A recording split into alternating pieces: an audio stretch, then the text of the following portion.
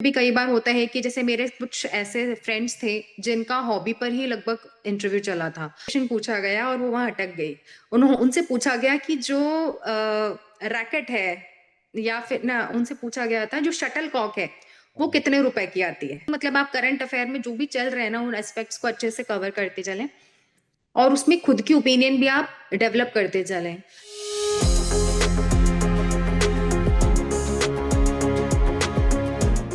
So ma'am, you got the highest marks in the interview in 2021 RS. तो कैसे आपने preparation है जो कि अपने इंटरव्यू की स्टार्ट करी, कैसे जर्नी स्टार्ट करी सबसे पहले, and what is the role of the guidance in it? आपने किसी एक्स स्टूडेंट से जो कि एक्स आरएस है उनसे आपने प्रिपरेशन में हेल्प ली, या फिर कोई एक्स स्टूडेंट जिन्होंने पहले इंटरव्यू दे रखा था उनसे मदद ली, या फिर कोई एक्स आरपीएससी मेंबर है जिन्होंने मॉक के अंदर आपको हेल्प करा? How you started your preparation journey in interview specifically, because this video is more related to the interview preparation. So उसको हम लोग थोड़ा सा डीपली थोड़ा सा उसको डिकोड करने की कोशिश करिए मैम, कि कैसे आपने स्टार्ट किया। जी। सबसे पहले मैंने स्टार्ट किया था, मैंने जो सेल्फ डिटेल्स होती हैं वहीं से स्टार्ट किया। मेरा जो होम डिस्ट्रिक्ट है उसके बारे में डिटेल्स, जैसे मैं इसको पॉइंट्स में डिवाइड करूंगी। सबसे पहला तो है कि मैंने डिस्ट्रिक्ट जो है, आप उसमें अलग अलग एस्पेक्ट होते हैं। जैसे आप पॉलिटिकल एस्पेक्ट, इकोनॉमिकल एस्पेक्ट, या फिर जो भी ज्योग्राफिकल एस्पेक्ट। तो इस तरीके से मैंने डिस्ट्रिक्ट के जितने भी एस्पेक्ट्स बनते थे उनको एक मतलब नोट्स फॉर्म में प्रिपेयर कर लिया। और ये मैंने देखा ऑनलाइन जो वेबसाइट, जैसे हमारी जो डिस्ट्रिक्ट है उनकी भी एक गवर्नमेंटल वेबसाइट्स ये होती पूरा हैं बनी हुई। इंफॉर्मेशन होता है तो उसमें। मैंने उसके थ्रू, बिल्कुल, तो मैंने उसके ऊपर एक बार नेट से सब चेक करके और वो नोट कर लिया। इसके अलावा जिला दर्शन करके बुक आती है, एक ऑथेंटिक, ये अपनी गवर्नमेंट की बुक होती है जिला दर्शन में भी। तो हाँ। वो मैंने उसमें से चेक करके जो जो डिटेल्स मुझे ऐसा लग रहा था जो यूजफुल है वो मैंने उसमें से नोट करी हैं। और एक होता है डिस्ट्रिक्ट प्लान होता है, मतलब एक जैसे हम बोलते हैं मास्टर प्लान होता है डिस्ट्रिक्ट का। तो मैंने उसमें भी जो भी डिटेल्स मुझे ऐसा लग रहा था कि जो इम्पोर्टेंट है वो मैंने मेरा नोट डाउन किया था। इसके अलावा सेंसस होता है, जैसे डिस्ट्रिक्ट का सेंसस भी अवेलेबल होता है।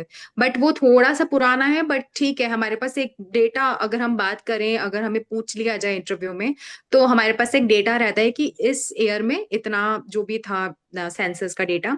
और नेक्स्ट एक होती है रैंकिंग्स, जो भी आपके डिस्ट्रिक्ट है उसमें अलग अलग, जैसे स्वच्छता रैंकिंग हो गई या और किसी भी तरीके की रैंकिंग्स आती है, तो आपका डिस्ट्रिक्ट कहाँ लाई कर रहा है वो आप उसके लिए मेंटेन करके रखें। जैसे फेमस पर्सनालिटी अगर आपकी कोई है डिस्ट्रिक्ट में, तो उनके बारे में जानकारी रखना। कोई अगर फ्रीडम फाइटर रहा है, या फिर कोई इंपॉर्टेंट ऐसी प्लेस है, जैसे मैं अजमेर से हूँ तो यहाँ पर दरगाह हो गया, या फिर पुष्कर है, या उर्स फेयर होता है, डिटेल्स हो गई इसके आपके डिस्ट्रिक्ट के। तो मतलब इस तरीके की चीजें हैं वो आप अच्छे से नोट डाउन कर सकते हैं। और ये डिस्ट्रिक्ट का मतलब एक तरीके से पूरा 360 वो हो गया कि, और इसके अलावा क्या क्या अपॉर्चुनिटीज, वही है कि डिस्ट्रिक्ट में भी स्वॉट एनालिसिस, कि आपके डिस्ट्रिक्ट की स्ट्रेंथ क्या है, उसकी वीकनेस इन द सेंस आप बोले कि और क्या क्या डेवलपमेंट हो सकते हैं यहाँ पर, क्या क्या अपॉर्चुनिटीज हैं यहाँ, और क्या क्या थ्रेट्स हैं। तो इस तरीके से पूरा प्रिपेयर करना है आपको चार्ट। ये हो गया डिस्ट्रिक्ट के केस में। एक नेक्स्ट आपका आता है एजुकेशनल क्वालिफिकेशन आपकी, जैसे आपने जिस स्कूल से किया है उस स्कूल के बारे में डिटेल। अगर वो एक कोई जैसे स्कूल है, लाइक जैसे फेमस, जैसे डीएवी स्कूल हो गए, या फिर नवोदय स्कूल, या कोई भी इस तरीके की जो ऐसी स्कूल्स हैं, तो उनके बारे में उनकी पूरी हिस्ट्री आपको पता होनी चाहिए। अब जैसे मान लीजिए मैंने डीएवी स्कूल से किया था, तो मुझे इसके बारे में, इसकी फाउंडेशन वगैरह क्यों हुई, इसकी पूरी बैकग्राउंड हिस्ट्री है वो पूरा पता होना चाहिए। और या आपके जो स्कूल है उसमें कोई फेमस पर्सनालिटी का नाम आ रहा है, तो उसके बारे में डिटेल भी आपको पता होनी चाहिए कि ये कौन थे, इस तरह से। तो वही है कि 360 डिग्री हर तरी, मतलब आप कोई भी टॉपिक ले लीजिए उसमें आपको पूरा 360 एनालिसिस करना है। वो कहीं आपको पता नहीं है ना कि कहीं से भी क्वेश्चन पूछा जा सकता है। So they majorly right from the school to the college and the college, right. work experience। तो ये यहाँ पे जो राइट। इम्पोर्टेंटली इनका history, if I hmm. Code it, अगर पूरा उनका हिस्टोरिकल बैकग्राउंड, उनका ज्योग्राफिकल बैकग्राउंड, अगर उनका कुछ ज्योग्राफिकली कुछ इम्पोर्टेंट राइट। हो, साथ में उनका इकोनॉमिकल राइट। एक्सपेक्ट क्या है, हम्म। और अगर कहीं पर कोई पॉलिटिकल एक्सपेक्ट भी है, जी। तो ये जो चार हमारे इंपॉर्टेंट एक्सपेक्ट होते हैं, एस्पेक्ट है। ये स्कूल, कॉलेज और साथ में जो आपका प्रीवियस एक्सपीरियंस रहा है कोई भी जॉब के अंदर। ओके, तो ये तीन आई थिंक ये पूरा जी जी जी, बैकग्राउंड। बिल्कुल अपार्ट फ्रॉम इट ये आपने पूरा प्रिपेयर किया, ये आपने पूरे नोट बिल्कुल। बना लिए इसके, उसके अलावा? हाँ। हाँ तो एक नेक्स्ट पॉइंट जो होता है वो होता है पर्सनल में एक हॉबी का भी।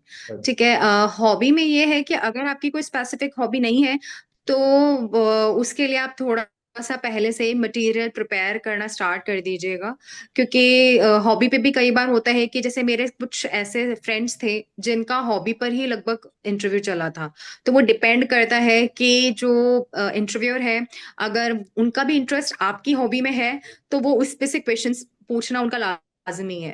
अब जैसे मेरी हॉबी योगा थी, बट मुझसे बस इतना ही क्वेश्चन उन्होंने पूछा था मैम ने कि आपकी हॉबी क्या है। मैंने बताया था मुझे योगा प्रैक्टिसिंग काफी अच्छा लगता है। तो उन्होंने बस इतना ही पूछ के यहीं वाइंड अप कर दिया, मतलब आगे और योगा पे उन्होंने किया नहीं। हो सकता है उन्हें कुछ और पॉइंट्स ऐसे हो जो उन्हें पूछने हो। बिकॉज तो आपको पता है इसलिए योगा के बारे तो वो में, डिपेंड करता है आप। दैट्स वाई उन्होंने। हाँ राइट राइट, मुझे हाँ क्योंकि मैं पर्सनली मुझे योगा पसंद है इसलिए। तो इज इट तो रिक्वायर्ड टू इसके हैव ए अलावा hobby? Is it required to have a hobby? अगर किसी ने बोल दिया कि नहीं, I don't have any hobby, so does it make any difference? नहीं, बट एक्चुअली जनरली लोग है ना प्रिपेयर कर ही लेते हैं, बट स्टिल आप अगर इस चीज को जस्टिफाई कर सके कि आपकी हॉबी क्यों नहीं है, अगर आप इस चीज को क्लैरिफाई कर सकें। क्योंकि इंटरव्यू पैनल जनरली इस चीज को ऐसे लेके चलता है कि हॉबी आपकी हॉबी नहीं है तो फिर क्या वजह है कि आपने कभी क्या आपको कमी महसूस नहीं हुई कि आपकी लाइफ में एक हॉबी होनी चाहिए। तो अगर आप इन सारी चीजों को जस्टिफाई कर सकते हैं तो इट्स ओके। मुझे ऐसा लगता नहीं है कि it is mandatory to have a hobby. ये ऐसा कहीं भी नहीं है। बट अगर आप, जैसे होता है ना कि आप एक इंटरव्यू को अगर अपना डायरेक्शन देना चाहते हैं, राइट। तो उस केस में आप एक हॉबी रख लें तो एक और एस्पेक्ट हो जाता है इंटरव्यूअर के पास में उस चीज को पूछने का। समझ रहे हैं मतलब क्या होता है ना कि हम कई बार इंटरव्यू हम खुद भी रन करते हैं। जैसे हमने कुछ एक क्लू दिया इंटरव्यूअर को, और वहां से उसी के रिगार्डिंग आगे क्वेश्चंस पूछे जा रहे हैं। तो वो जस्ट आप क्लू देने के लिए भी एक हम टोकन दे सकते हैं कि भाई हाँ हमारा ये जो है हॉबी है, तो आप इसके ऊपर क्वेश्चंस पूछ सकते हैं। You are free to ask any question from this. तो बट ये एक अगर तरीके किसी ने ये हॉबी तरीका। क्रिएट करी है ma'am, I am just asking question, अगर हम्म फॉर एग्जांपल किसी की अगर जेन्युइनली हॉबी है, तो आई थिंक वो बहुत हम्म, आंसर कर पाएगा, बिकॉज उनकी लाइफ से you are taking out something, right? तो it is very easy to just, बिल्कुल। फॉर एग्जांपल अगर कोई आपने अगर मैंने चार चीजें लिखी है, मैंने मेडिटेशन लिखा, स्पोर्ट्स लिखा, म्यूजिक लिखा, they can ask anything about it because I am deep into it from the past 10 years, from the past 20 years in fact. But अगर for example right. For the sake of the interview, अगर मैंने I have created something, let's say I have created cricket, playing cricket, मैंने hobby create कर ली अपनी just for the interview, तो फिर शायद हम्म उतना कन्विक्शन नहीं होगा हम्म, के ऊपर, even though I will get the knowledge out of it, but वो कन्विक्शन उतना राइट। नहीं हो पाएगा, they will catch you somewhere. So is it a right start? इसके ऊपर एक क्वेश्चन, राइट, इसके ऊपर मुझे एक इंसिडेंट याद आया। एक्चुअली मेरी एक फ्रेंड है, तो उन्होंने ऐसा ही एक प्रिपेयर किया। उन्होंने बैडमिंटन का एक हॉबी के लिए उन्होंने प्रिपेयर किया। अब उनसे इंटरव्यू में ये क्वेश्चन पूछा गया। जनरली उन्होंने बैडमिंटन के रिगार्डिंग हर एस्पेक्ट उन्होंने अच्छे से पढ़ लिया, उन्होंने थॉरली उसको एनालिसिस कर लिया। बट उनसे वहां जाके सिर्फ एक क्वेश्चन पूछा गया और वो वहां अटक गई। उन्होंने उनसे पूछा गया कि जो रैकेट है, या फिर ना उनसे पूछा गया था जो शटल कॉक है वो कितने रुपए की आती है। तो वो वहां पर ही अटक गई कि तो ऐसी चीजें हैं कि आपको अगर हॉबी है और अगर प्रैक्टिकली आपने उस चीज को फॉलो किया है तो वो आप अच्छे से कॉन्फिडेंटली उसका आंसर भी दे पाओगे। तो अननेसेसरी क्रिएट करना हॉबी को ये थोड़ा सा है ना कॉम्प्लिकेट भी कर देगा कई बार आपके इंटरव्यू को। बेहतर है जितना आप सिंपल और सोवर रह सके। अगर आपकी नहीं है आप जेन्युइनली बोलिए कि मैडम या सर मेरी कोई हॉबी नहीं है, क्योंकि मैंने इतनी जो है मेरे खुद के कुछ ऐसे घर घर के काम हुआ करते थे, मेरे ऊपर रिस्पॉन्सिबिलिटीज ऐसी हुआ करती थी, मैं इसको परस्यू नहीं कर पाई, या फिर मेरी जो है पढ़ाई और जॉब के साथ में मैंने ये सारी चीजें मैनेज करी हैं, तो मैं ऐसे कंटिन्यू नहीं कर, मतलब ऐसा मुझे कभी कमी महसूस नहीं हुई कि मुझे एक हॉबी भी रखनी चाहिए। और फिर भी अगर ऐसा है तो कुछ कि जनरली आप सोशलाइज होना भी एक हॉबी होती है कई लोगों की, हाँ, कि है ना, बात करना जस्ट कि तो मैं अपने बिल्कुल फ्रेंड्स वगैरह से सोशलाइज होता हूँ, तो उसमें मुझे रिलैक्स महसूस होता है, तो वो भी एक हॉबी है लोगों बिल्कुल की। बिल्कुल बिल्कुल। तो वो डिपेंड करता है। और इसके अलावा नेक्स्ट हम बात कर रहे थे, हाँ, एक नेशनल और स्टेट लेवल पर जो भी पॉलिसीज और स्कीम्स आती हैं उनके बारे में भी अच्छे से नॉलेज होनी चाहिए। मतलब वो क्या होता है कि पर्टिकुलर कोई भी स्कीम है उसका नेम कोट करके पूछ लेंगे कि इसमें क्या है, इस स्कीम के अंतर्गत क्या होता है, इसके प्रॉस क्या है, इसके कॉन्स क्या है, उसके हर एस्पेक्ट को आपके ओपिनियन में क्या ये पॉलिसी सही है, या आपके ओपिनियन में ये स्कीम सही है, क्या ये गवर्नमेंट का स्टेप जो लिया गया है वो सही है आपके नजरिए से। तो ये आप एक मान के चले कि गवर्नमेंट ने कोई भी स्टेप लिया है तो वो अच्छा सोच के ही लिया है, ठीक है, तो उसमें आप कभी निगेट आंसर ना करें, कोशिश यही करें कि इस चीज में निगेट ना जाएं, और उस चीज को पॉजिटिव वे में आप और उस ओपिनियन को कितना अच्छे से रिप्रेजेंट कर पा रहे हैं वो आप कोशिश करें। तो उसके लिए यही है कि आप न्यूज़पेपर्स में, हाँ जी, हाँ, उस पे हाँ सर, बस स्टेट के ऊपर होना चाहिए या नेशनल वाली स्कीम्स के ऊपर होना चाहिए आपके अकॉर्डिंगली? दोनों की पॉलिसीज, स्टेट की वैसे, अपनी policies, every year they are. हाँ हाँ। हाँ, राइट राइट, बट इसमें वो ये स्टेट पे थोड़ा ज्यादा फोकस रहे, ठीक है। मतलब हम ये मान के चलें कि 70-30 का रेशियो हम कर सकते हैं कि स्टेट की पॉलिसीज या स्कीम्स पे थोड़ा ज्यादा फोकस, क्योंकि आपको एट द एंड मतलब स्टेट के लिए काम करना है, तो ऑब्वियसली उसके बारे में ही वो अवेयरनेस देखने की कोशिश करेंगे। बट स्टिल, जैसे जब मेरा इंटरव्यू था तो उस टाइम पर एक वो वुमेन रिजर्वेशन बिल जो है वो पास हुआ था, तो मुझे उसके रिगार्डिंग ही क्वेश्चंस पूछे गए, वो नेशनल मतलब पॉइंट था, बट मुझे उसके रिगार्डिंग ही क्वेश्चंस पूछे गए थे। और तो वो नेशनल इवेंट के तो उसमें भी आपको पूछ सकते हैं क्वेश्चंस। और इसके अलावा इंटरनेशनली जैसे आपके क्या रिलेशंस हैं इंडिया के, वो भी आपसे पूछा जा सकता है, तो इंटरनेशनल में हम वो देख सकते हैं। जैसे उस टाइम पर हम इशू चल रहा था एक, अम, कोविड, रशिया अभी मैं यूक्रेन, रिकॉल नहीं कर पा रही हूँ। रशिया यूक्रेन चल रहा था। हाँ राइट, यूक्रेन, हाँ, रशिया यूक्रेन वॉर, उसका इम्पैक्ट इंडिया पर, इंडिया और यूएस, मतलब बहुत सारे हर ये ऐसे एस्पेक्ट्स हैं, ये जनरली रहते हैं, एक्टिव रहते हैं, तो आप, हम्म, और उस टाइम पर वो मणिपुर वाला अभी इशू चल रहा था, तो वो है, वो भी काफी, तो मतलब आप करंट अफेयर में जो भी चल रहे हैं ना उन एस्पेक्ट्स को अच्छे से कवर करते चलें, और उसमें खुद की ओपिनियन भी आप डेवलप करते चलें कि आप उस चीज को पॉजिटिव वे में कैसे रिप्रेजेंट कर सकते हैं। और सबसे इम्पोर्टेंट चीज है, थ्रू आउट इंटरव्यू आप कुछ बनने की कोशिश ना करें, मतलब जैसे हैं आप ईमानदार हैं, बिल्कुल अच्छे से ईमानदारी के साथ इंटरव्यू दें। नहीं आ रहा, सॉरी सर, सॉरी मैम, मैं इसके बारे में ज्यादा नहीं जानता, मैं इसके बारे में जरूर जाऊंगा तो मैं इसे रीड करूंगा और या करूंगी, मतलब आप इस तरीके से उन्हें बोलें, क्योंकि आप अगर सिर्फ जस्ट एक अजम्पशन, मतलब ऐसे कुछ भी बोल देंगे तो वो अच्छा इम्पैक्ट नहीं जाएगा, क्योंकि आप एक फ्यूचर एडमिनिस्ट्रेटर बनने वाले हैं। फ्यूचर एडमिनिस्ट्रेटर के जो भी फैक्ट्स होते हैं या जो भी उसकी ओपिनियन होती है वो अच्छी होनी चाहिए, वो यही जज करने के लिए है सामने, तो आप उस अकॉर्डिंग वर्क करेगा। इज इट, अगर for example if someone is putting a opinion और putting an opinion about any scheme और एनी रेलिवेंट टॉपिक, तो जी, it is always required to be on a neutral ground, और अगर किसी का कोई राइट विंग है, अगर कोई लेफ्ट विंग है, because what ever you believe normally you से अकॉर्डिंग टू इट, राइट? तो उस केस राइट। कोई ज्यादा लेफ्ट विंग चले जाता है, कई बार कोई बहुत राइट विंग चले जाता है, तो it is recommended to always be on a neutral state whenever you are putting answer in the interview, या फिर आपका क्या मानना है कि अगर कोई राइट विंग है तो okay, it's completely all right to give a opinion if you are a right wing, if you are a left wing, तो क्या लगता है आपको? सबसे बेस्ट है न्यूट्रल ही रहने की कोशिश करनी चाहिए, क्योंकि एक्सट्रीम जो व्यूज होते हैं ना वो एकदम क्लिक करते हैं, तो बेहतर है कि आप न्यूट्रल ओपिनियन देते हुए, जैसे आपको एक एज एन एडमिनिस्ट्रेटर ओपिनियन देनी है, मैं आपको बता रही हूँ ना कि जैसे आप अपने आप को मान के चलें कि मैं एक एडमिनिस्ट्रेशन में हूँ। अब हम जब एथिक्स में पढ़ते हैं कि जो भी एडमिनिस्ट्रेटर है उसमें क्या क्या गुण होने चाहिए, उसके वर्च्यूज क्या क्या होने चाहिए, उसमें सबसे पहला आप ये है कि आप मतलब नॉन पार्टिसनशिप होना चाहिए। किसी को भी आपको फेवर नहीं करना है, किसी को भी आपको बायसनेस नहीं शो करनी है, आपका न्यूट्रल ओपिनियन क्या है इसके लिए वो आपको उनके सामने रिप्रेजेंट करना है।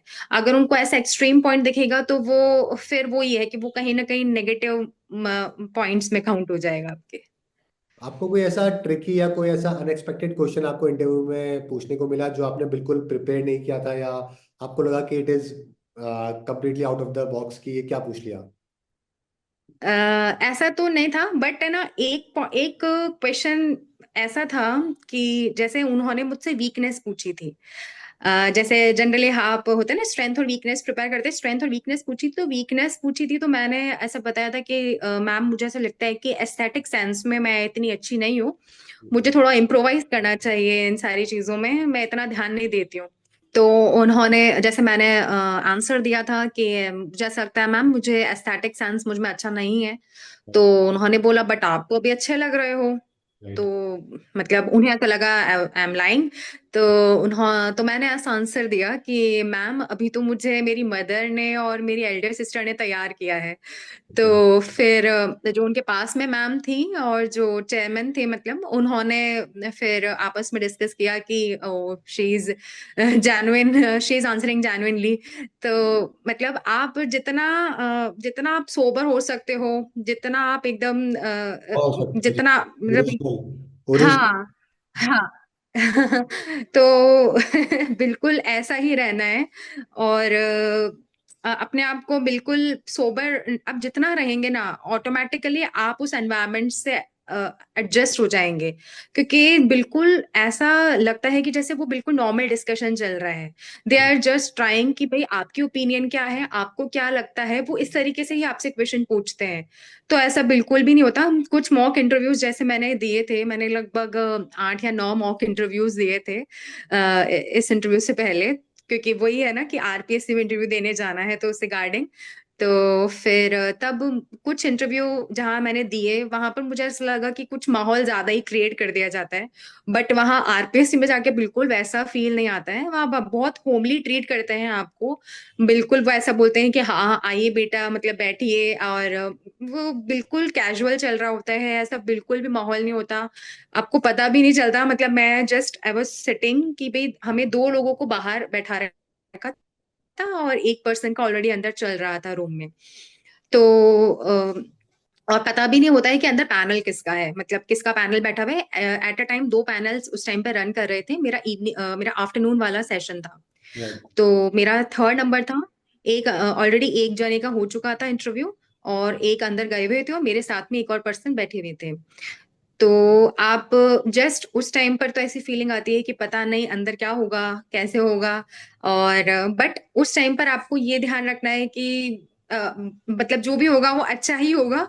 उस टाइम पर आप कहीं किसी भी तरीके से क्या होता है ना कि आप किसी से भी बात ज्यादा ना करें, अपना एक सेल्फ सेंटर्ड रहें। जो भी है उस टाइम पर आपके पास है, आपने जो जितना भी आप मैक्सिमम कर सकते थे आपने मैक्सिमम किया है, ये सोचते हुए आप इंटरव्यू रूम में एंटर हो।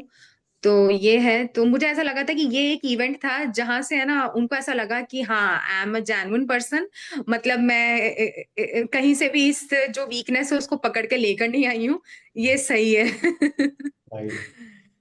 और ऐसा कोई आपका फ्रेंड, आपका कोई एक्सपीरियंस जहाँ पे maybe they are humble to you, but it is not required कि वो शायद सबको ही होमली फील उन्होंने करवाया हो, तो ऐसा कुछ एक्सपीरियंस आपका किसी फ्रेंड का इंटरव्यू का या कुछ देखने को मिला जहाँ पे they have treated them differently?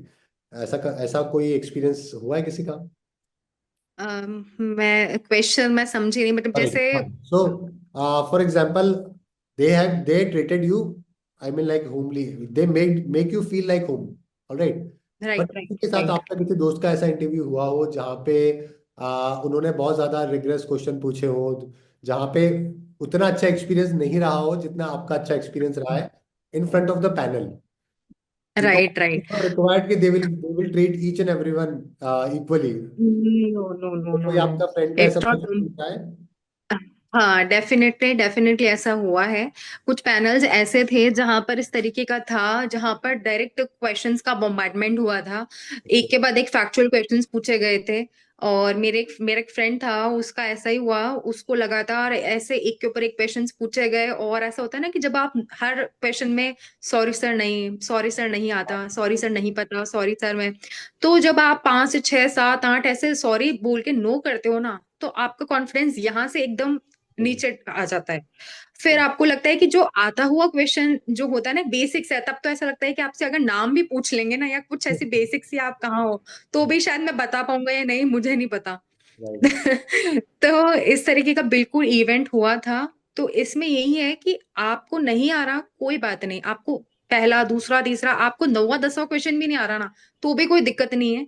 आप जो आ रहा है आप मेंटेन रखो अपने आप को, अपने कॉन्फिडेंस को फुल टाइम ऐसे मेंटेन रखना है, कांस्टेंट। अगर आपने थोड़ा सा भी अपना डिप किया ना, वो फेशियल एक्सप्रेशन से शो हो जाता है कि है एग्जैक्टली। ना, आपका जैसे नहीं आते ही आप है ना, आपका जैसे आप स्माइल करते हुए गए, फिर वो स्माइल जो है वो हर क्वेश्चन के साथ में स्क्वीज होती जा रही है, तो वो ऑटोमेटिकली दिख जाएगा आपको सामने इंटरव्यूअर को। और वो क्या होगा कि डिपेंड करता है कि कौन है, तो वो हो सकता है वो और खींचता जाए आपको, मतलब पूरा खींच दे। तो बेहतर ये है कि आप मेंटेन रखो अपने आप को, काम एंड कंपोज रखो। कोई बात नहीं, नहीं आ रहे नौ, मान लीजिए 10 क्वेश्चन पूछे, 10 में से 8 में आपने नो बोल दिया, कोई दिक्कत नहीं है। फिर भी आप अपना कॉन्फिडेंस मेंटेन रखो, वो 2 क्वेश्चन में जो आपने आंसर दिए हैं ना, वो उन 8 को टक्कर दे दें, ऐसा आंसर दो आप। तो बेहतर यही है कि आप अपने आप को कंपोज रखो, कहीं भी किसी से कम नहीं समझना है अपने आप को। उस पॉइंट पर, उस चेयर पे जब आप बैठे हो ना इंटरव्यूअर्स इतने के सामने, तो आप बहुत अच्छा रखते हो, आपका काफी अच्छा नॉलेज है। और अपने आप को इतना मान के चलो कि मैं यहाँ पहुंचा हूं, तो ऐसा तो नहीं पहुंचा हूं।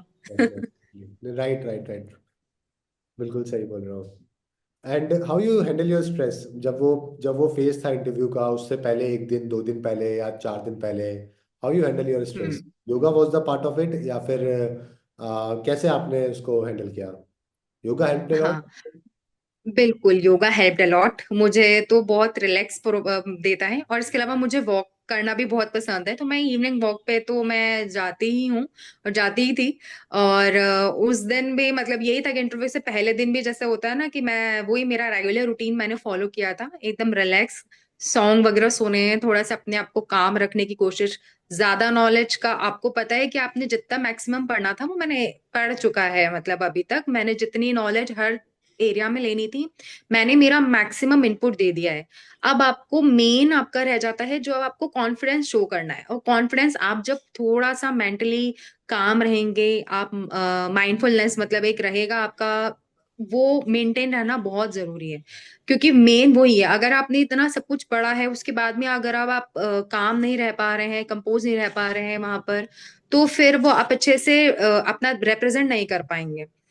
राइट। और जैसे जस्ट क्या होता है कि जैसे बाहर बैठे हुए रहते हैं ना, जब जब अंदर किसी का इंटरव्यू चल रहा होता है और आप बाहर बैठे हुए हैं, तब बुरी वाली धक धक लगी हुई होती है कि भाई क्या होगा, अंदर कौन है, क्योंकि हमें आइडिया भी नहीं होता है कि पैनल अंदर कौन है। जैसे होता है ना कि कि वो एक कुछ तो कहीं परसेप्शन से बना कुछ के तो रखते हैं पता हम लोग चल। एक पैनल का या किसी का, तो वो हमें लगता है कि ये हो हाँ, जाए, हो जाए। जब तो हमारे साथ में कुछ लोग थे, तो वो वहां पे जैसे पीएन वगैरह अंदर अगर जा रहे थे कुछ टी लेकर रिफ्रेशमेंट्स के लिए, तो वो पूछ रहे थे उनसे, तो वो ऑब्वियसली वो नहीं बताते। तो इस तरीके का माहौल रहता है। बट आप कुछ नहीं, आपको बैठना है, आपको अगर ऐसा लग रहा है एंजाइटी वगैरह फील हो रही है, टेक डीप ब्रीथ, अच्छे से गहरी सांस लो, सोचो कि अब सब बढ़िया होगा, पॉजिटिव वे में अगर आप सोचोगे तो सब अच्छा रहेगा। उस टाइम पर बस एक सबसे बढ़िया चीज है कि आप अच्छे से है ना डीप ब्रीथ लो, मैक्सिमम ब्रीथ, और स्माइलिंग फेस के साथ में एंटर हो, सब अच्छा ही होगा। मतलब ये आप एक पॉजिटिव अफर्मेशंस लेके चलो। और अगर ज्यादा है ना, तो मैंने तो ये भी किया था कि मैंने उस टाइम पर ऐसे बैठे बैठे मैं विजुअलाइजेशन कर रही थी कि अंदर ऐसा रूम होगा, वहां पर 4 5 लोग बैठे होंगे, और इस तरीके से वो मुझसे क्वेश्चंस पूछ रहे हैं, मैं आंसर दे रही हूँ, मतलब बैठ के इमेजिनेशंस कर रखे ना, मतलब थोड़ा सा खुद को माहौल में प्रिपेयर करते हैं ना अपन, यार, वैसे ही बिल्कुल बिल्कुल मैं भाई। वो वर्चुअल रियलिटी जो है ना, वो मेरे माइंड में चल रहा है ना। राइट, तो इस डेफिनेटली तरीके से इट अपने हेल्प्स आप अ को। लॉट, बिकॉज कहीं ना कहीं क्या है कि हम लोग जो सोचते हैं वो कन्विंस करना अपने आप को इजी हो जाता है, कि वी आर इन दैट वही environment, वही। या we are preparing for it. मतलब वो कन्विंसिंग जो है वो इजी हो जाता है जब आप सोच रहे होते हो या उसको बिलीव कर चुके होते हो, मैनिफेस्ट कर रहे होते हो, तो it it always helps a lot. Right. वो चाहे हम्म। चाहे वो इंटरव्यू हो या कहीं पर भी ऐसी कोई कंडीशन हो जहाँ वो पे हर फेज में। हर फेज हम्म। जहाँ पे डिफिकल्ट हो जाता है, डिसीजन लेना डिफिकल्ट हो जाता है, वहाँ पे it always helps a lot. इसके अलावा ऐसा कोई मिथ आप बताओगे about the interview, biggest myth about the RS interview जो लोगों को कॉमनली लगता है लेकिन ऐसा होता नहीं है, क्या है ऐसा?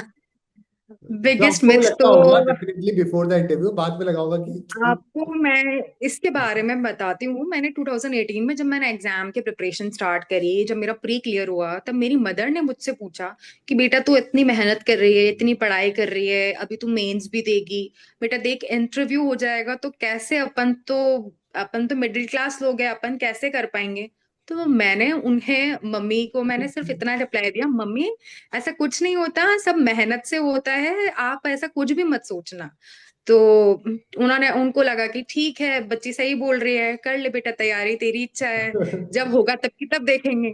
फिर अब जब 21 में इंटरव्यू हुआ, तब सेम क्वेश्चन वही अराइज हुआ कि बेटा, मैंने बोला मम्मी ऐसा कुछ भी नहीं होता। मैंने उस टाइम पर एक सीनियर थी मेरी, जिनके प्रीवियस 2018 में उनके हाईएस्ट मार्क्स आए थे इंटरव्यू में। तो मैंने फॉर द सेक ऑफ कि भाई मम्मी इतना बोल रही हैं, तो मैंने उनकी जो क्वेश्चन था, मतलब जो उनका डाउट था ना, उसको क्लैरिफाई मतलब मैंने स्पीकर पे उन मैम से बात करी थी, मम्मी के सामने। मैंने उनसे क्लियरली बात करी, मैम आपका कैसा इंटरव्यू रहा, और उनको भी उनका हाईएस्ट स्कोर था उस टाइम पर। वो उन्होंने बोला कि मेरा इतना अच्छा इंटरव्यू हुआ था कि जब मैं इंटरव्यू से बाहर निकल के आई थी ना रूम से, तो मुझे लगा था कि अगर मैंने इंटरव्यू जो है वो जितना मेरा इतना अच्छा गया है ना, अगर मुझे इसमें मार्क्स नहीं मिले, तो मैं ये 100% समझूंगी कि यहाँ पर इस तरीके से जानवर इंटरव्यूज नहीं होते हैं। और वो बोले कि मेरे एग्जाम्पलरी, मतलब इतने हाईएस्ट मार्क्स आए। तो वो बोले कि तब से मुझे विश्वास हो गया कि ऐसा कुछ भी नहीं है, आपका हार्डवर्क, आपकी जो इंटेलिजेंस या आपका जो भी बिहेवियर, वो सब जज किया जाता है पैनल के थ्रू। वहां पर इस तरीके का मिथ लेके आप अगर जा रहे हो, तो वो आप अपना ही कॉन्फिडेंस को लो कर रहे हो। की कोशिश। आप बिल्कुल। हम्म। और ये सेम चीज मुझे फिर, जैसा मैंने उनसे पूरा सुना था ना, मैंने ये सेम चीज खुद के लिए भी वहां फील करी। जैसे ही मैं इंटरव्यू रूम से बाहर आई, तो मुझे खुद को लग रहा था कि सीरियसली ये तो बहुत अच्छा गया, कितना अच्छा माहौल था, और कितना अच्छे से मैंने रिप्रेजेंट किया है खुद को, और मुझे डेफिनेटली अच्छे मार्क्स मिलने चाहिए, और वो मुझे मिले भी हैं। तो ऐसा कुछ भी नहीं है। किसी भी तरह का मिथ को मुझे नहीं लगता कि हाँ, ये न्यूज वगैरह में और हम ये कुछ देखते रहते हैं और सुनते रहते हैं, और डिस्कशंस वगैरह ये जो भी होते रहते हैं, लेकिन मुझे ऐसा लगता है कि अगर आप एक जेन्युइन पर्सन है, आपने बहुत अच्छे से तैयारी करी है, तो ये सारी चीजें मैटर नहीं करती हैं। आप अपनी तैयारी करते रहो, आप अपनी मेहनत करो, और मेहनत के दम पर ही लोग पहुंचते हैं मैक्सिमम। अब वो कुछ गिनती के जो हैं, वो तो फिर उसके लिए तो There's ऐसो always जी है ही। exceptions are everywhere in this world. So exceptions are exceptions, everywhere. exceptions बिल्कुल, are exceptions everywhere. Are everywhere. और आपका ये बेस्ट इंटरव्यू था, if I talk about the mock and the real one, तो उसमें से आपके मॉक ज्यादा बेटर था या फिर ये वाला ज्यादा बेटर हुआ था? मेरा तो फाइनल वाला ज्यादा अच्छा हुआ, आरपीएससी का इंटरव्यू बहुत अच्छा गया। और मतलब ऐसा एनवायरनमेंट जो है वो मॉक इंटरव्यूज में तो नहीं मिला, मुझे कहीं भी नहीं मिला। मैंने जितने 7 to 8 इंटरव्यूज दिए थे, मॉक इंटरव्यूज, एक पर है ना, एक मॉक इंटरव्यूज का फायदा है ना इसमें हो जाता है कि मतलब आप है ना, जो प्रिपेयर करते हो ना आपके ऊपर, या जो भी सारी स्टडी करते हो खुद के ऊपर या डिस्ट्रिक्ट के ऊपर या जो भी, तो आपके रिगार्डिंग जितने भी क्वेश्चंस बन सकते हैं ना, वो उन मॉक इंटरव्यूज में भी कवर हो जाते हैं। या फिर उसके अलावा मतलब आप जितना, आप जिस एस्पेक्ट में आप सोच भी नहीं सकते ना, वो थोड़ा सा और एक्स्ट्रा एस्पेक्ट आपको मिल जाते हैं। तो ये फायदा रहता है, आप तैयार हो जाते हो उसके लिए, और थोड़ा सा कॉन्फिडेंस डेवलप हो जाता है आपका इंटरेक्शन करने का, जैसे आई टू आई कांटेक्ट जो है वो बनाने का। नहीं तो जनरली कई लोगों की ऐसी हाँ, बहुत ये इंट्रोवर्ट इश्यूज होते हैं रहते हैं। लोग, it will be difficult for them to talk in front of the four people और ए पैनल, तो right and right actually right. Actually mock interviews are made to be hard, so that you will get the hmm. edge in the हाँ real वही, world. वो अभी आपको actually आपको पता ही नहीं है कि आपका पैनल कैसा होने वाला है। जैसे मान लीजिए कि मेरा पैनल अच्छा था, बट ऐसा जरूरी नहीं है कि हर पैनल अच्छा हो। किसी में ऐसा हार्श एनवायरनमेंट मिल गया तो उसके लिए आप तैयार हो जाते हो। So, one last question. What is the one skill required to qualify, or which is needed to qualify for RS interview or to get a good marks in RS interview? ऐसी कौन सी वन एक skill है जो कि आपको लगता है होनी ही चाहिए? It is a type of mandatory जो कि एक बच्चे को बिल्ड करनी पड़ेगी या उसके पास में होनी ही चाहिए? आपको क्या लगता है? मुझे लगता है सबसे ज्यादा जरूरी है ऑनेस्टी। मतलब आप किसी भी चीज में, आप कोई भी एस्पेक्ट में बात करो ना, आपके व्यूज में, आपके खुद के बारे में, आपकी जो है वो हर चीज में ऑनेस्टी बहुत जरूरी है। आप वहां पर फेक अगर बनने की कोशिश करेंगे ना तो वो डेफिनेटली दिखेगा। मैंने बताया ना, वो बहुत एक्सपीरियंस्ड होते हैं, उनको आइडिया लग जाता है कि, क्योंकि आप ये देखिए कि वो हर साल वो इतने इंटरव्यूज ले रहे हैं। ठीक है, तो उनको बिल्कुल वो जज करने में उनको कोई दिक्कत नहीं होती है। वो बिना बोले भी आपको जज कर पाएंगे। वो आप जैसे ही एंटर होता है ना इंटरव्यू रूम में, वहां से ही वो आपका बॉडी पोस्चर, आपका सिटिंग अरेंजमेंट, आपका कैसा आप बैठे हैं, कैसे हैं, अपने अपने हैंड्स कैसे रखे हैं, मतलब वो काफी चीजें जो है ना वो दिखने लग जाती हैं। आपका आई कांटेक्ट कैसा है, आप नीचे देख रहे हैं, ऊपर देख रहे हैं, सोच रहे हैं तो कहाँ देख रहे हैं। तो ये सारी चीजें ऑटोमेटिकली दिख जाती है। तो इसलिए आप ऑनेस्ट रहिए, क्योंकि क्या होगा ना, आप फेक होंगे ना तो वैसे ही आपके जो जेस्चर्स हैं वो चेंज होते जाएंगे। बिल्कुल। मतलब आपके आई मूवमेंट गड़बड़ा जाएगा, आप मतलब फंबल करने लग जाओगे, आंसर कुछ भी नहीं हो करोगे सकता है। पे फंबल करोगे, आंसर इधर उधर हो जाएंगे बिल्कुल काफी सारे। ट्रूली मतलब बिल्कुल बिल्कुल सही बिल्कुल बोला है आपने, honesty is the only thing जो कि रिक्वायर्ड है। और इसके लिए किसी को बनाने की भी जरूरत नहीं है, क्रिएट करने की भी जरूरत नहीं है, नेचुरली वैसे सब में होती बिल्कुल। है, but they try to normally बच्चे कोशिश करते हैं, दे ट्राई टू फूल। तो वहीं पर ही हाँ हाँ हाँ। प्रॉब्लम क्रिएट होने वहां लग। नहीं, आप पकड़े जाओगे। आप कहीं ना कहीं आपको ऐसा लगेगा कि यार मैं दे आया आंसर, कोई दिक्कत नहीं है। बट है ना, वो आपके मार्क्स में रिफ्लेक्ट हो जाएगा। वो आपको उस टाइम पे तो लगेगा, उनको लगेगा कि पैनल जो है ना वो भी फेक ही कर देगा, वो भी स्माइल करके आपको सी ऑफ कर देगा कि ठीक है, you can go now. But है ना, जब आप वो मार्क्स में रिफ्लेक्ट होगा ही होगा। तो इसलिए बेहतर है आप ऑनेस्ट रहें। जो भी आप हॉबी है, आप आपकी जितनी भी नॉलेज है उसको अच्छे से रिप्रेजेंट करें, ऑनेस्टली करें। अगर नहीं आ रहा, ना बोलने में किसी भी तरीके की दिक्कत नहीं है। आप, मैंने भी खुद ने कम से कम 3 टाइम्स और 4 टाइम्स मैंने सॉरी नो करके मना भी किया है। ऐसा कुछ भी नहीं है। तो No, ऐसा you got कोई the भी highest दिक्कत नहीं mark. है। So, even if you हाँ got the highest mark, so it shows हाँ कि जरूरी नहीं है आप हमेशा हाँ बोलो, जरूरी नहीं है कि आप हमेशा बिल्कुल। आंसर देने की कोशिश करो। If you don't know, it's तो कम्प्लीटली से नो भाई। एंड कितने टाइम का आपका बेहतर है। interview चला? What was the Spain time duration of the interview? मेरा अराउंड 15 मिनट्स मेरा रन क्या था, 15 to 20 मिनट्स के बीच में था। वो एग्जैक्टली अंदर जाते हैं तो टाइम का बिल्कुल आइडिया नहीं लगता है। Number of question, number of questions? Number of questions तो थे अराउंड, ये मान के चलिए 10 क्वेश्चंस, 10 to 12 क्वेश्चंस थे। जैसे बीच में कुछ ऐसे एनालिसिस वाले क्वेश्चंस भी थे। मेरा जैसे बैंकिंग सेक्टर था तो बैंकिंग सेक्टर के रिगार्डिंग भी क्वेश्चंस थे। और स्पेसिफिकली मेरा जैसे पंजाब नेशनल बैंक का था तो पंजाब नेशनल बैंक का उन्होंने मैटर जो हुआ था नीरव मोदी केस, उसके बारे में भी उन्होंने काफी डिटेल्ड मुझसे जानकारी ली थी। हाँ, तो वहां पर इसके अलावा जैसे उस टाइम पर और भी काफी ऐसे करंट जो है करंट अफेयर्स में जो भी चीजें हाईलाइटेड थी उन्होंने मुझे डिस्कस किया था। और ये अपना जो पंचायती राज एक्ट है उसके बारे में मुझे उन्होंने डिस्कस किया था। तो ऐसे डिस्कशंस टाइप थे तो इसीलिए वो थोड़ा हो गया। बाकी अच्छा था, ऑल ओवर बहुत ही अच्छे क्वेश्चंस थे। और आपका सबसे इजीएस्ट क्वेश्चन कौन सा पूछा गया जो आपको लगता है कि ये तो मैं 10 बार प्रैक्टिस कर चुकी हूँ, सबसे इजी क्वेश्चन जो कि आपको लगा होगा कि ठीक है ये क्या पूछा है मतलब? इजी क्वेश्चन ये मेरा बैंक वाला ही था, जो नीरव मोदी केस है ना। And you एक्चुअली have मैंने prepared जितने भी actually. You have prepared for that. जितने मैंने मॉक इंटरव्यूज दिए ना उसमें मुझसे ये क्वेश्चंस मैक्सिमम टाइम पूछा ही गया था। ओके। क्योंकि ये ऐसा है कि ये केस इतना हाईलाइट हो रखा है ना, तो सब इसके रिगार्डिंग। राइट। हम्म। सो सब अगर कोई भी स्टूडेंट अगर ऐसा है जो कि उसका बैकग्राउंड है उससे रिलेटेड कुछ भी करंट अफेयर में कुछ बिग इवेंट अगर चल रहा है, नॉर्मली कुछ ना कुछ चल रहा होता है, नेशनल डेफिनेटली। इंटरनेशनल, कहीं ना कहीं कुछ बिल्कुल। ना कुछ हो रहा होता जैसे मुझसे उस टाइम पर जैसे पीएनबी का मुझसे उस टाइम पर ग्रॉस एनपीए और नेट एनपीए के बारे में पूछ लिया गया था। तो वो आपको डेटा याद होना चाहिए।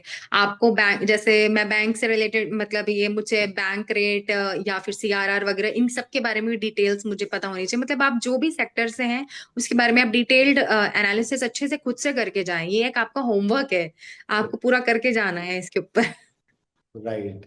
So one last question ma'am, कि आपकी अभी तक की जर्नी कैसे रही? Which department you have join? क्या आपका रैंक रहा? और उसके बाद में, ज्वाइनिंग के बाद में till now, how is your life? जी। मेरी 174th रैंक रही थी और मुझे कमर्शियल टैक्स डिपार्टमेंट मिला है। अभी मैं असिस्टेंट कमिश्नर हूँ एज इन जीएसटी। और अभी मैं यहाँ किशनगढ़ पोस्टेड हूँ अभी। और यहाँ पर काफी अच्छा है, मतलब काफी अच्छा डिपार्टमेंट मिला है।